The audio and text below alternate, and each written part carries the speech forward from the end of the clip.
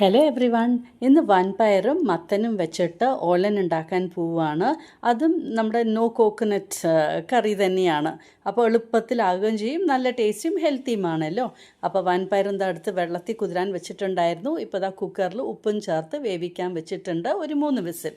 മത്തങ്ങ ഈ ഒരു പീസ് എടുത്തിരിക്കുന്നത്, അത് ചെറുതായിട്ട് കട്ട് ചെയ്തെടുക്കാം. ഇപ്പോൾ മത്തങ്ങ കട്ട് ചെയ്തെടുത്തു, അത് ചട്ടിയിലേക്കാണ് ഇട്ട് കൊടുക്കണേ. 2 പച്ചമുളകും കീറിയിട്ട് കൊടുത്തു. ഇതാണ് നമ്മുടെ കറിക്കുള്ള എരിവ്. അപ്പോൾ പച്ചമുളക് എരിവിനനുസരിച്ചിട്ട് ഇടാം. പാകത്തിന് ഉപ്പും ചേർത്ത് അത് വേവിക്കാനായിട്ട് വെച്ചു. നമ്മുടെ വൻപയറും റെഡി ആയിട്ടുണ്ട്, പ്രഷർ കുക്ക് ചെയ്ത് കിട്ടിയിട്ടുണ്ട്. ഇനിയിപ്പോൾ വൻപയർ കുക്ക് ചെയ്തത് ആഡ് ചെയ്ത് കൊടുക്കുകയാണ്.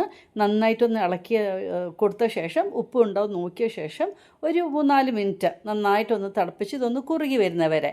ഫൈനലി കരിവേപ്പിലയും വെളിച്ചെണ്ണയും ഇട്ട് കൊടുത്താൽ മതി. നല്ല അസലായിട്ടൊരു ഒഴിച്ചു കറി റെഡി ആയിട്ടുണ്ട്. നമുക്ക് നാളികേരവും ആവശ്യമില്ല. അപ്പോൾ ഒരു നേരം ഇങ്ങനെയും കഴിക്കാം, ഹെൽത്തിയുമാണല്ലോ. അപ്പോൾ ഒന്ന് ട്രൈ ചെയ്ത് നോക്കൂ.